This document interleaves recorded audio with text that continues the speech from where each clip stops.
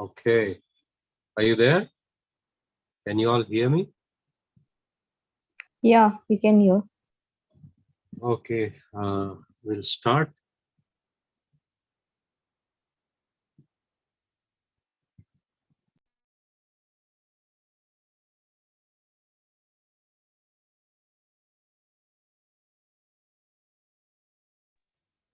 Okay. Last time, if you all remember, we discussed on Gideon, uh, how God chose him and how God led him. God also addressed the sin of the nation, Israel. Uh, and then we have seen how God gave them the victory. Uh, but towards the end, there is one lesson that we also need to learn about Gideon.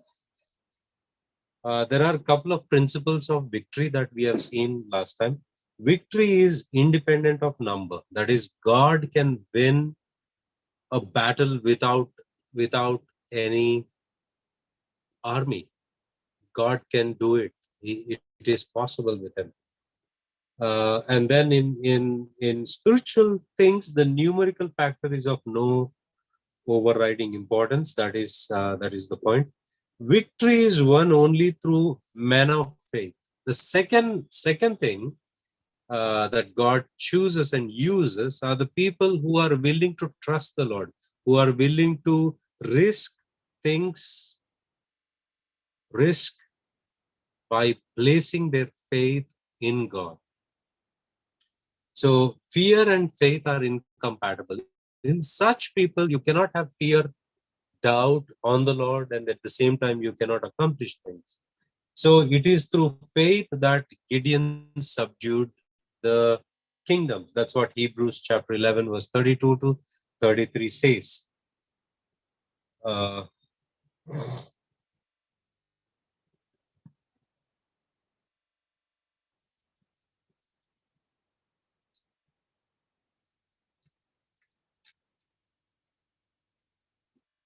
and what more shall I say? For time would fail me to tell of Gideon, Barak, Samson, Jephthah, of David and Samuel, and the prophets, who through faith conquered kingdoms. Listen to this. Through faith conquered the kingdoms. I'm reading from Hebrews chapter 11, verse 32. Through faith conquered kingdoms, enforced justice, obtained promises, stopped the mouths of lion, and quenched the power of fire, escaped the edge of the sword, and were made strong out of weakness. Made strong out of weakness, became mighty in war, put foreign armies to flight. So one thing that we realize here is that they were made strong out of weakness. When they were weak, God manifested himself in their lives and he had shown his strength through them. So victory will be won by men of spiritual caliber and stamina and discipline, not by self-indulgent and self-indolent. People who are obsessed with self, people who are obsessed with fame and everything, uh, and they are obsessed with how I am going to do it, how I will accomplish it, how I will do it. Those people will never achieve much.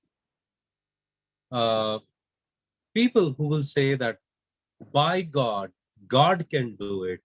I am weak, but He is strong. I am unable, but He is able. So the people who put their trust in the Lord, they will see great things happening. Then God is not bound to usual or conventional methods to secure his ends. That is, what is a conventional method in Gideon's case? Conventional method is that he should be having double the army or more than the army of the enemy's army, and they should have weapons and they should have a strategy They should know entry and exit point, all these things. These are conventional methods. That's how a country, a nation would estimate everything and then get into the war. But here, God is not bound to to those usual conventional methods. God has his own methods. And when God is telling them to go for a war, and he's telling them to blow the trumpets, that's strange. That's not how you enter a war. But that's how God asked people to trust him. The glory of the victory is entirely the Lord's. It is man's privilege to be only his instrument. The glory is God's. Man should feel happy and thankful to God that he is doing through them, but no part of the credit uh, belongs to human being who is involved. So those are some of the things that we learn from Gideon's life. But there is one lesson that I don't want us to skip from Gideon's life. That is, when we go to Judges chapter 8,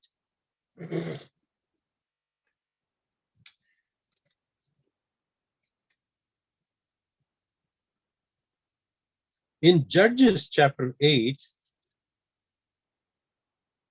when we read verse 22 to 26, then the men of Israel said to Gideon, rule over us, you and your son and your grandson also, for you have saved us from the hand of Midian. Gideon said to them, I will not rule over you, and my son will not rule over you. The Lord will rule over you. So, till here, it was good. When people asked Gideon that you rule over us, let your children rule over us. We want you to rule over us because you saved us. But then Gideon pointed out that, hey, listen, I am not going to rule over you. I want you to rule, God rule over you. Don't make me the ruler over you. That's the point you have missed. So till here, everything was good. But then in verse 24, there is something that we see. Gideon's covetousness. Covetousness, verse 24, you see, and Gideon said to them, let me make a request of you. Every one of you, give me the earrings from his spoil, for they had golden earrings because they were Ishmaelites. Now, he is making a request. Give me the earrings, because most of these Ishmaelites had golden earrings. So he asked for earrings, gold. So he desired, that's his covetousness.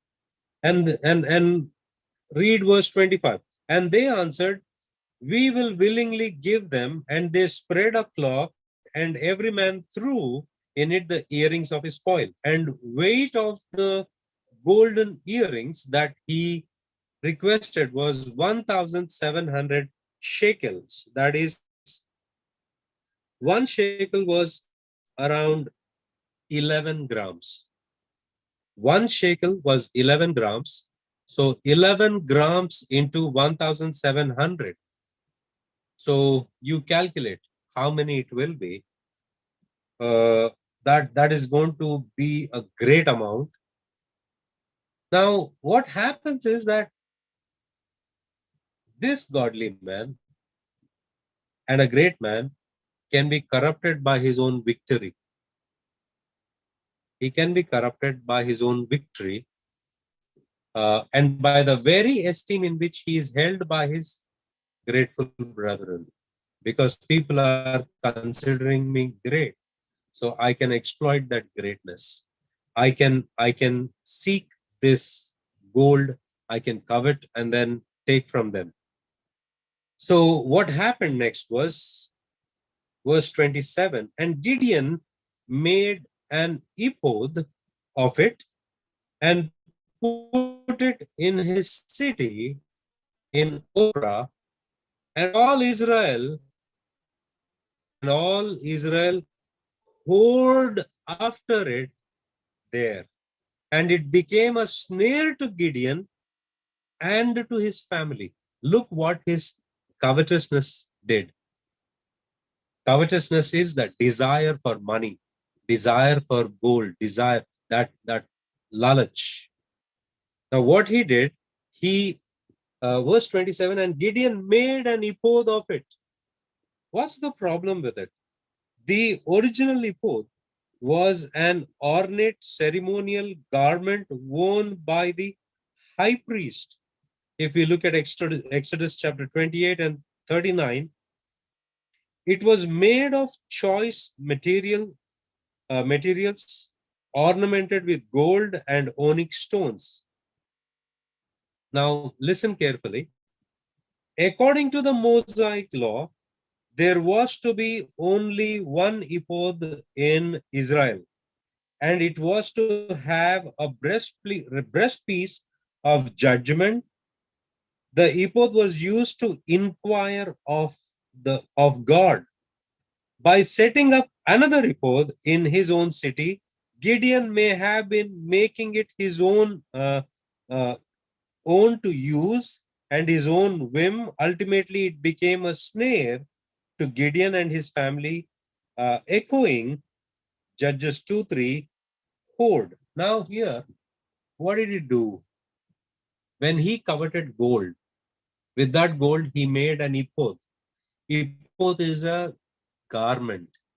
A high priest wears that garment to seek uh, in the presence of the Lord so that he may hear from the Lord and convey it to the people. A priest will wear, according to the Mosaic law, there should be only one ephod. But Gideon made another one for himself. Now, because of that,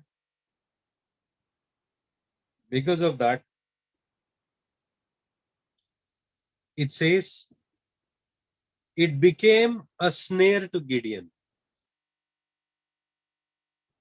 It became a snare to Gideon that it became a trap.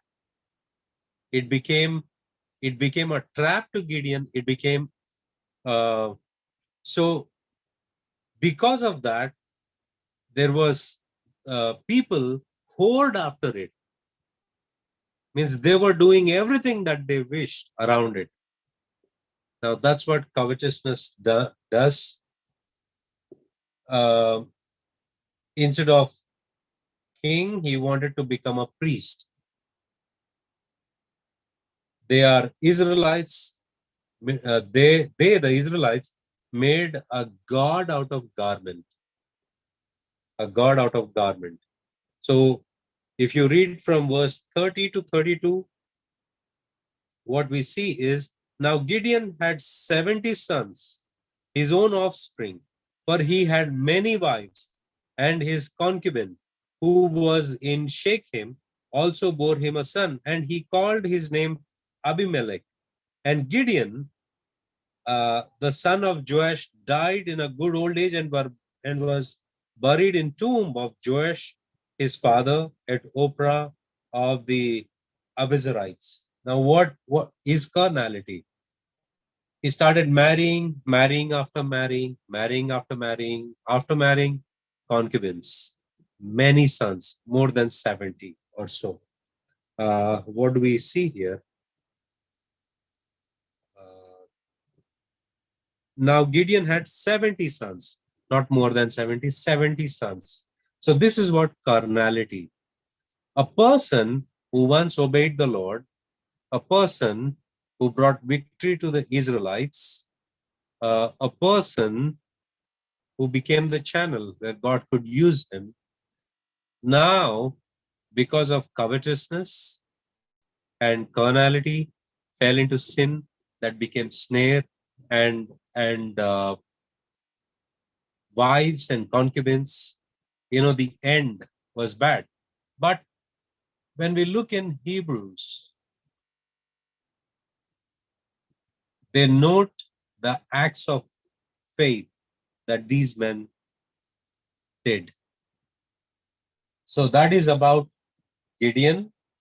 Now, what we are going to do is, after Gideon, we are going to see the life of Samson.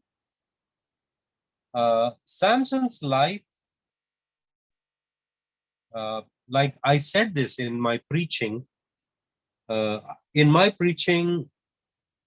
was a leading rabbi who was asked to write a short notes to give opera goers, that is, to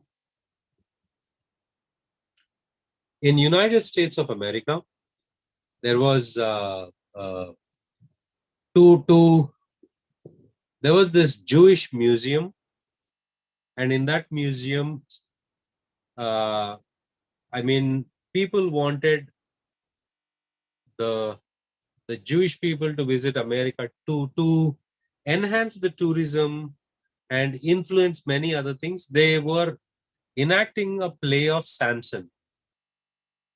So for that purpose, there was a leading rabbi who was asked to write a short notes to give opera goers. It's a kind of Jewish look at Samson in the Old Testament. Means they asked him to write a small pamphlet where they can hand over to the people in the opera, so that they will get to know about Samson and attend the play on that day. So that rabbi, the Jewish teacher, hesitatingly and eloquently put it this way, that the story of Samson is never read in the synagogue. We don't read the story of Samson in our synagogues, neither in the regular Sabbath services, nor in the special high holy day. We don't read about him. We don't much talk about him. Neither we discuss about him. So the reason he gave was that the reason for that is that Samson is not regarded as a righteous man. Samson is not a righteous man, and his story doesn't inspire righteous living. Samson's story doesn't inspire righteous living. So the appraisal of the rabbi is so different than the appraisal of the book of Hebrews. But when we look at Hebrews, where he was listed as one of the examples of faith, So the New Testament is looking at Samson from the redemption point of view, and God gave him second chance in his life.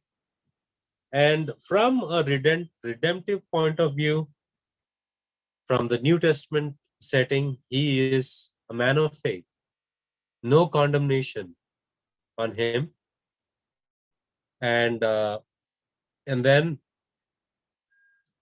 but from the Old Testament side, he is a sinner who shouldn't be spoken about. So that's about Samson. But the great Puritan poet, John Milton, I don't know how many of you read John Milton. John Milton wrote a poem, an epic poem on Samson called Samson Agonistes. Now, in this poem, he says Samson is a mirror of our fickle state, a mirror of our fickle state. When we look at Samson, we see ourselves. He is mirror of how unreliable we ourselves are. On the other day, I was teaching on 6th. On 6th, University of Mumbai was organizing a UGC-sponsored, University Grant Commission-sponsored refreshers course. In this refreshers course, university asked me to be a resource person, and the people who will be attending this refreshers course were English professors from all over India. From all over India, there will be people subscribing to this refreshers course. So there were people from South India, North India and Middle East, everywhere. These people were there, northeastern side also. So I was teaching critical thinking in literature, and throughout the course, I was using Shakespeare's play Macbeth. And towards the end, Macbeth is such a character. Many people look at him when Macbeth is dead. People say that, oh, people applaud that he rightfully deserves such kind of a treatment. Rightfully deserves such kind of a treatment because he is bad. He is bad, and he deserves such kind of punishment. But then I happen to some way convey to him that in Macbeth, not only that Macbeth is a villain of the story, but in a different interpretation, he was also a hero. He was also a hero. In every person, there is a villain and there is a hero. In every person, there is a villain and there is a hero, whether you like it or not. Now, that's what John Milton is saying, that when we look at Samson, we are looking at ourselves. There's a hero, there's a villain in us. Don't you agree? Isn't it true? So that's what Samson's life is. So uh, for 40 years, when we look at Judges,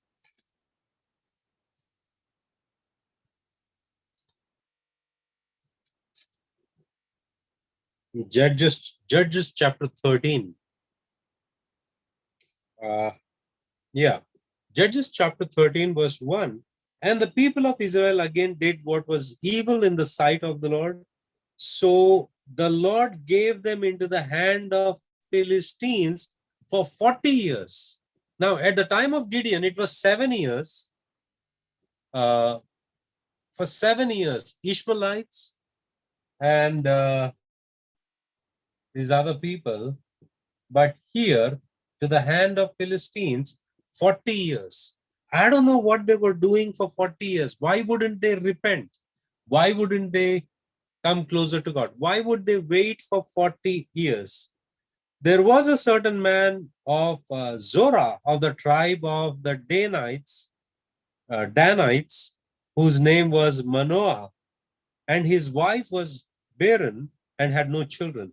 And the angel of the Lord appeared to the woman and said to her, behold, you are barren and have not borne children, but you shall conceive and bear a son. Therefore be careful and drink no wine or strong drink, and eat nothing unclean. For behold, you shall conceive and bear a son.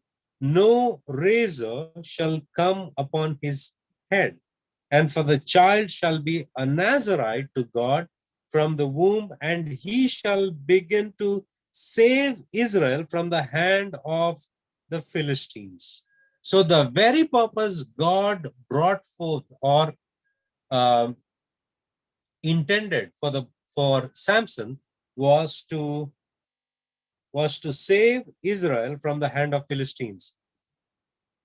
So long story short, the woman comes to her husband and tells her that so and so man came and he said like this. So then this is what happens.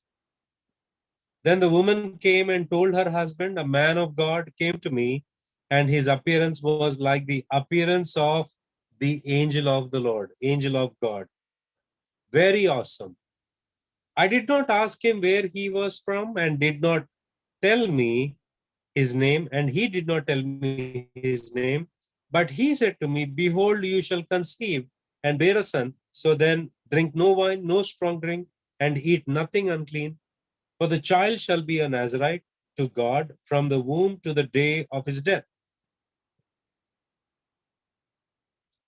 Verse 8 says, then Manoah prayed to the Lord and said, O Lord, please let the man of God whom you sent come again to us and teach us what we are to do with the child who will be born.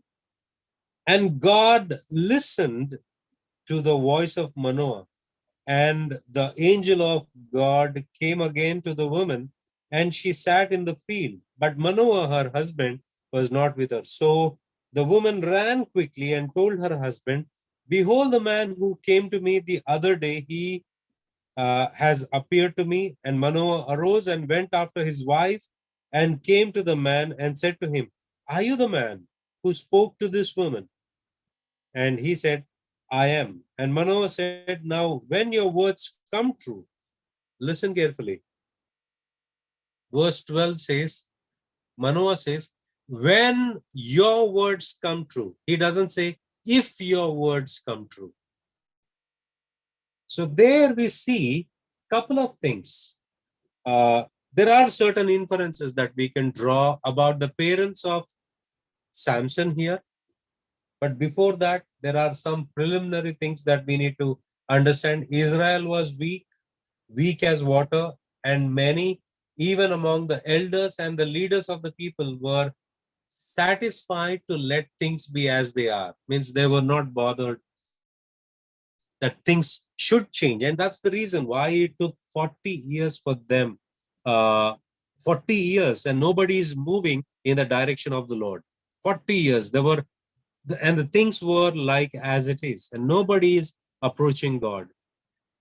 So the nation needed a demonstration of a primitive, a brute, a naked physical power. Like in my childhood, I used to watch this series, He-Man. It's a cartoon show, He-Man. So, so Samson was the He-Man at this point, a hero, a Hercules, if you may will. So God sent them one. So Samson, a magnificent man, embodied the basic idea that Israel needed to be strong because God was strong. So that's what we see. Now, what we see in Samson's parents, they were godly. The first thing Samson's father did was he prayed, "Oh God, please let that man of God, or let that servant, let that angel appear to me again." And they appear, and that person appears. So they separated themselves from everything that can defile for God's purpose to be fulfilled in their lives. No strong drinks, nothing. They would separate themselves for God's purpose to be fulfilled in their lives. They sanctified themselves, in a way to say, so that God can work through them. When Manoah heard that the angel of the Lord visited his wife, the first thing he did was pray. He prayed. They were humble. And we see here in chapter 13, verse 8, then Manoah prayed to the Lord and said, "Oh Lord, please let the man of God whom you sent come again to, to us and teach us what we are to do with the child who will be born." There was no doubt. There was no doubt. He completely believed in the word of the Lord. He completely believed. And then he was preparing for it. He was preparing for it. And then he was open to be taught. I'm willing to learn. I'm willing to learn what we should do, how we should bring up this child. So, and then when that angel of God appears, Manoah says to the angel, "Now, when your words come true, when your words, I'm certain your words will come true. But when they do come true, what is to be the child's manner of life and what is his mission?" Means, how should be his lifestyle and what should be his mission? Two things he asked. So The angel of the Lord said to Manoah, of all that I said to the woman, let her be careful. She may not eat of anything that comes from the vine, neither let her drink wine or strong drink, or eat any unclean thing. All that I commanded her, let her observe. So the two things, his mission is to save Israel from the hand of the Philistines, and his lifestyle should be, he should not drink strong drink or wine, and no razor should come upon his head, and the child should be Nazarite for God. That should be his lifestyle, that he should be separated himself from all these things. Lifestyle, mission, two things. They go hand in hand. Lifestyle and mission. So now what do we see is that three restrictions that we see in Numbers for anybody who's supposed to be a Nazarite. Let's open to Numbers chapter 6 and let's read verse 3, 5 and 7. Numbers chapter 6 verse 3. What is it? We can read from verse 2, verse 1. And the Lord spoke to Moses, saying, speak to the people of Israel and say to them, when either a man or a woman makes a special vow, the vow of a Nazarite, Nazarite means separated. They are separated for God, to separate himself to the Lord. He shall separate himself from wine and strong drink. That's number one. He shall drink no vinegar made from wine or strong drink, and shall not drink any juice of grapes or eat grapes, fresh or dried, all the days of his separation. He shall eat nothing that is produced by the grapevine, not even the seeds of or the skins. Verse 5. All the days of his vow of separation, no razor shall touch his head until the time is completed for which he separates himself to God. He shall be holy. He shall let the locks of hair of his head grow long. Now, verse 7. 6. All the days that he separates himself, he shall not go near a dead body, not even for his father or for his mother, for brother or sister, if they die, shall he make himself unclean, because his separation to God is on his head. All the days of his separation, he is holy to the Lord. Now, all these things, the Nazarite vow, Samson overruled. He overlooked. Samson broke all these vows. That's the problem. But God has been gracious with Samson. So what do we see in his life is that Judges chapter 13 verse 2. Judges chapter 13 verse 2, we see it reads,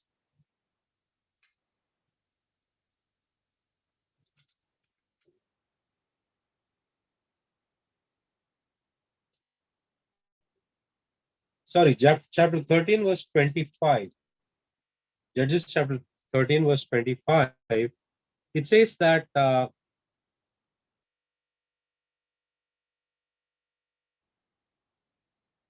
verse 21, the angel of the Lord appeared no more to Manoah and to his wife. Then Manoah knew that he was the angel of the Lord.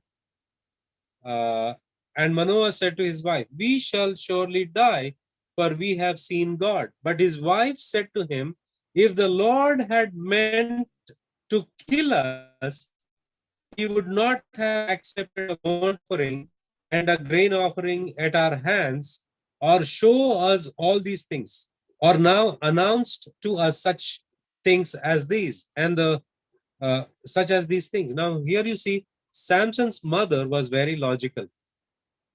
Oh, we have seen the face of the angel of the Lord, we will die. So, in short, she said, if God intended to kill us, we would have been dead by now. But it was not God's intention. Rather, God showed all these things. God showed God showed all these things, and so He wouldn't have shown all these things. Verse 24, and the woman bore a son and called his name Samson, and the young man grew, and the Lord blessed him.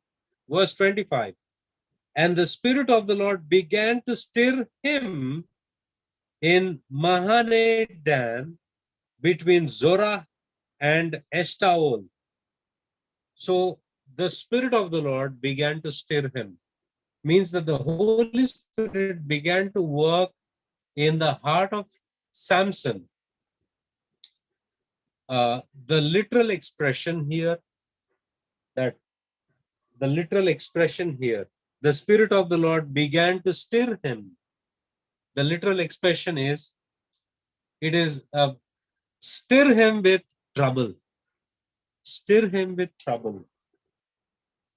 So Samson went down to Timnah, and at Timnah he saw one of the daughters of the Philistines. Then he came up and told his father and mother, I saw one of the daughters of the Philistines at Timnah. Now get her for me as my wife. But his father and mother said to him, is there not a woman among the daughters of your relatives or among all our people that you must go to take a wife from the uncircumcised Philistines?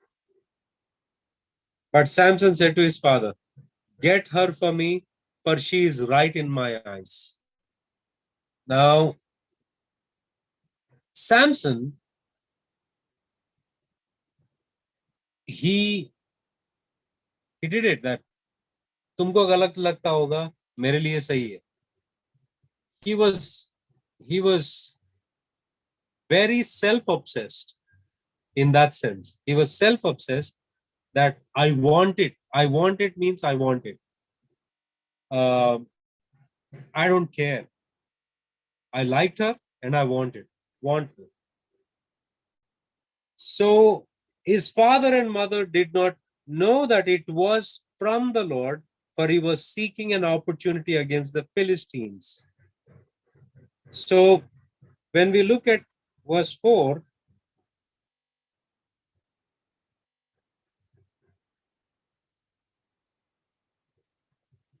though Samson was choosing a girl, God is using it in such a way that his purposes would be accomplished through this.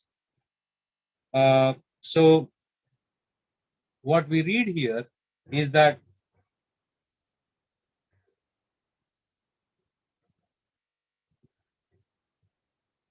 then the Spirit of the Lord rushed upon him, and although he had, in verse 5, look at it. Verse 4, his father and mother did not know that it was from the Lord, for he was seeking an opportunity against the Philistines. Against the Philistines.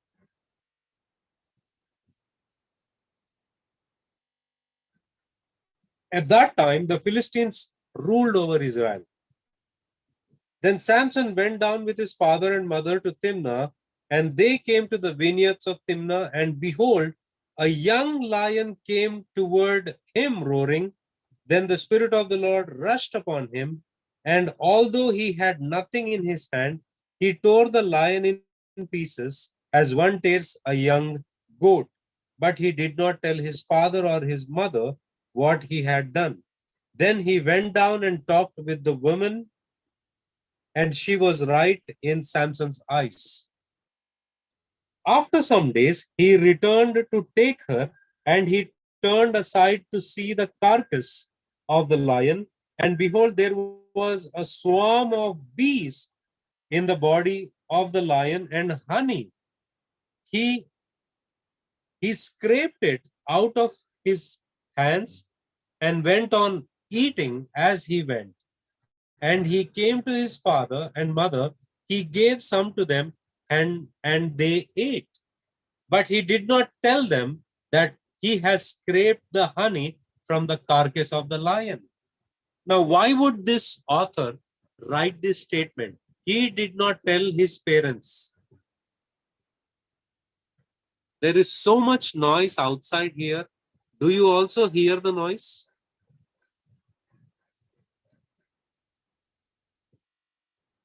Do you all No, no, we hear can't the hear anything outside. no, right? No, no Okay, background. good. My mobile is canceling that noise. A lot of noise out here.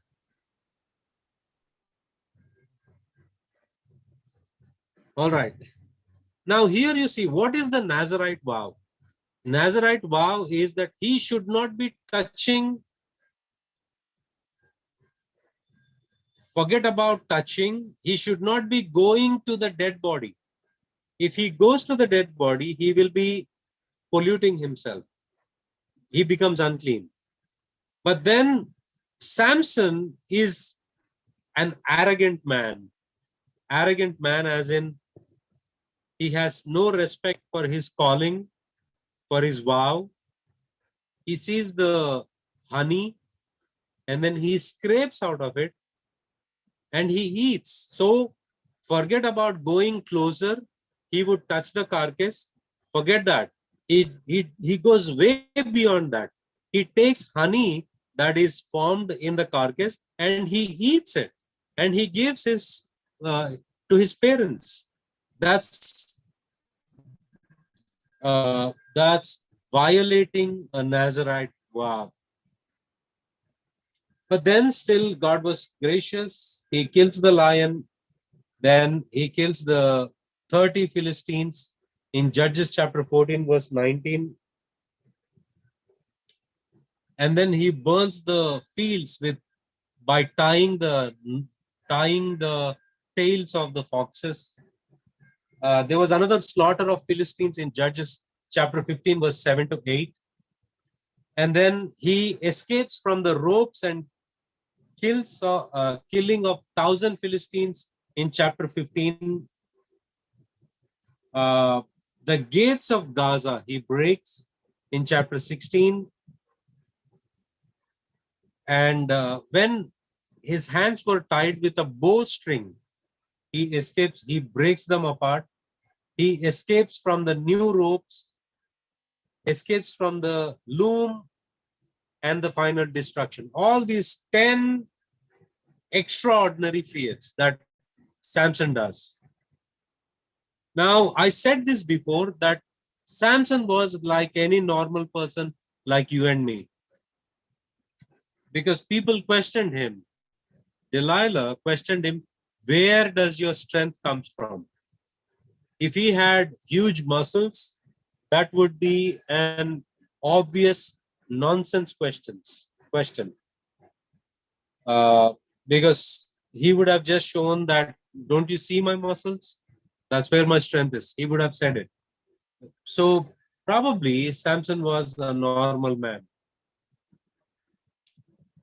What are his problems? Uh, you know, his wife's father, because of his arrogance and killing of Philistines and running away. So her father, uh,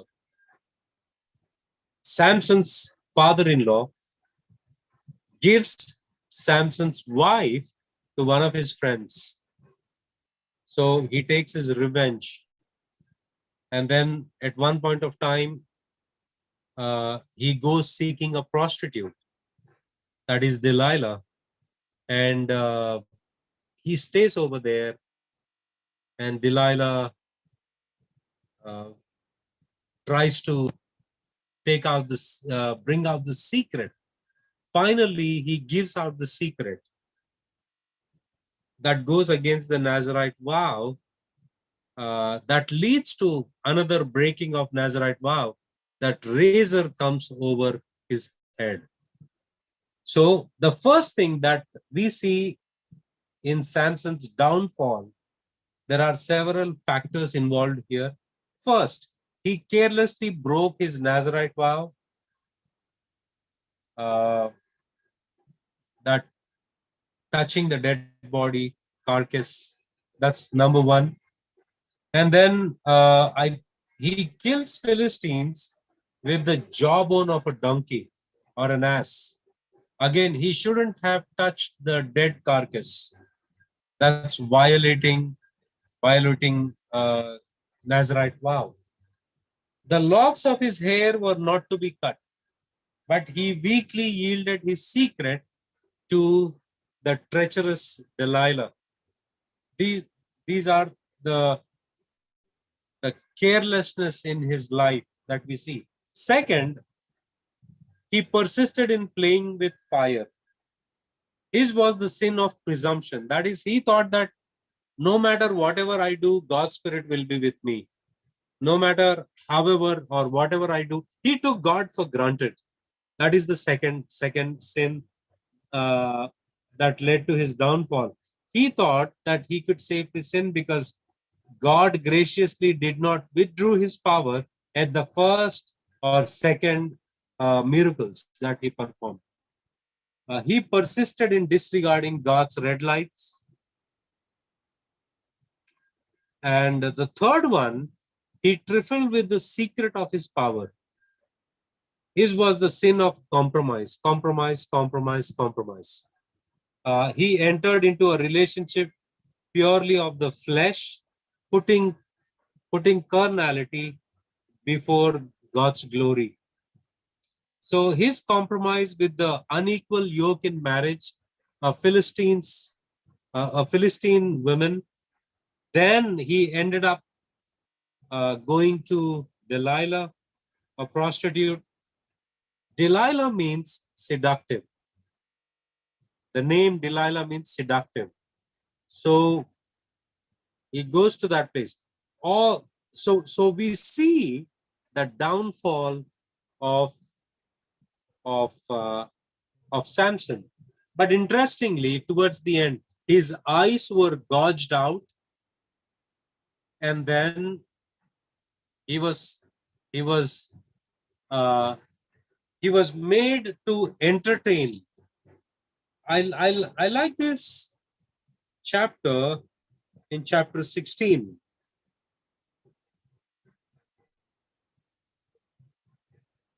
In chapter 16,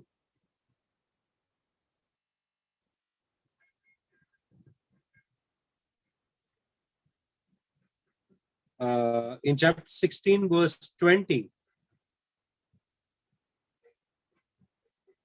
verse 21. And the Philistines, chapter 16, verse 21, and the Philistines seized him and gouged out his eyes and brought him down to Gaza and bound him with bronze shackles. And he ground at the mill in the prison, but the hair of his head began to grow again after it had been shaved.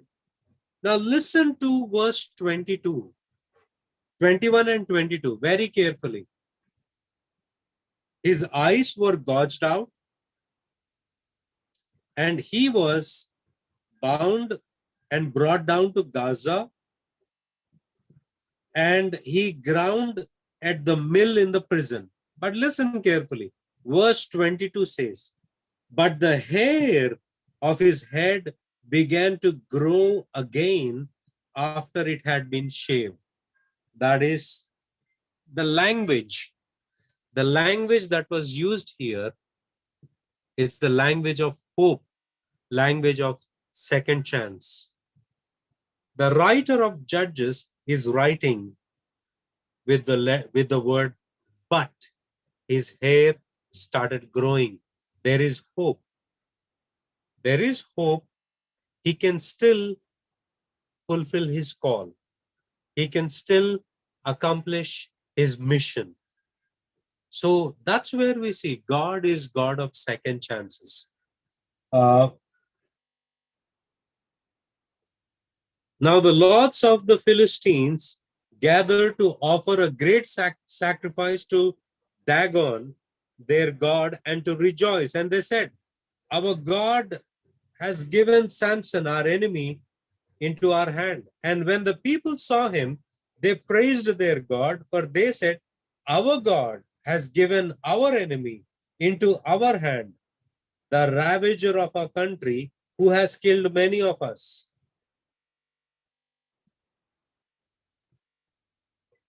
Verse 25 says, chapter 16, verse 25, and when their hearts were merry, they said, call Samson, that he may entertain us. So they called Samson out of the prison, and he entertained them. They made him stand between the pillars. Now that's the mistake they did. They made him stand between the pillars. And Samson said to the young man who held him by the hand, let me feel the pillars. Now eyes were gouged out, so he can't see. So there was a young man who was holding his hand to direct him and tell him to do everything that Philistines are saying. So, and Samson said to the young man who held him by the hand, let me feel the pillars on which the house rests, that I may lean against them. So he told the young man, let me feel the pillars where the whole house rests, so that I can lean and rest.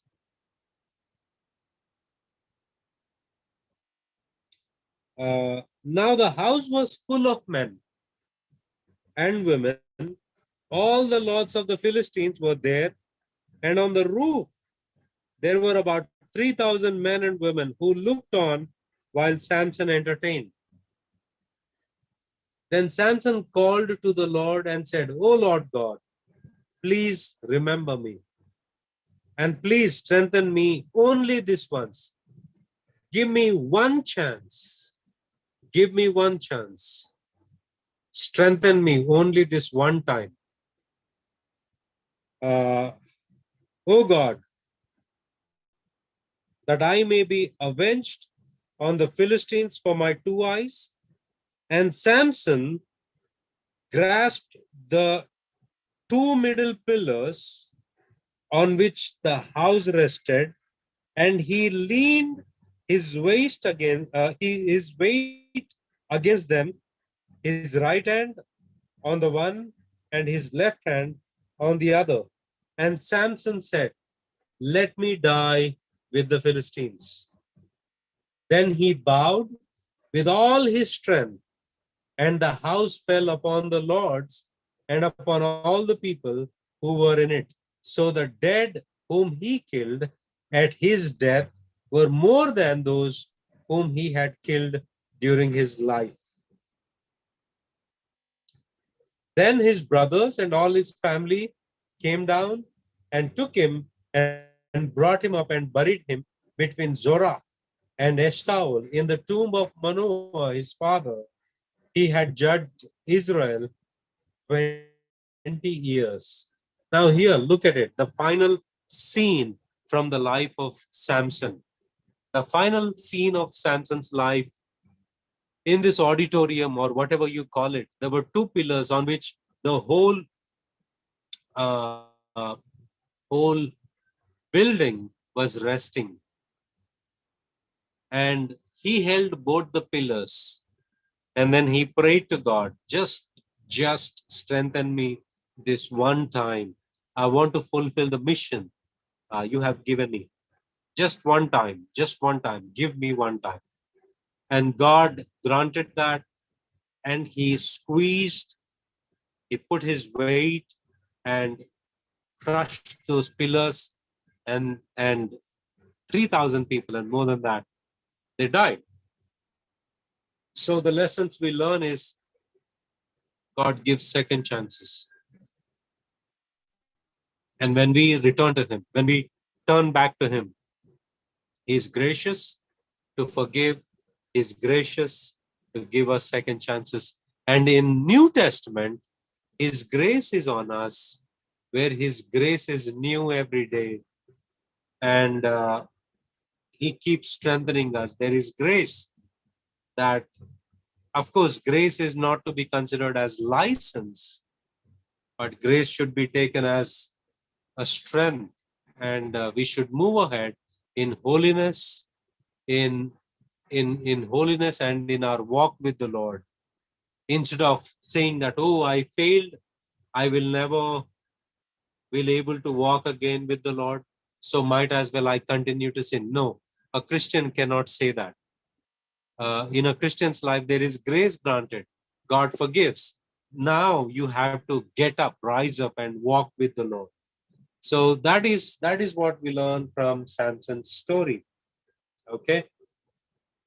So that's where we end with this great life. We'll continue our series next Friday.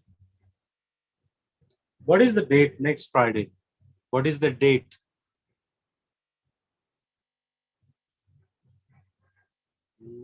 16th. 16th. 16th? Okay, 16th. Yeah. We will have our class, but 16th, 17th, Saturday, 18th is Sunday. 19th, I'm going to Nepal. 19th, I'm going to Nepal, and I'll be back on 23rd. So we can have next week's class. Okay. Goodbye, everybody. Good night. Good night. Thank you. Good night. Good night. Thank you. Thank you, Pastor. Yes.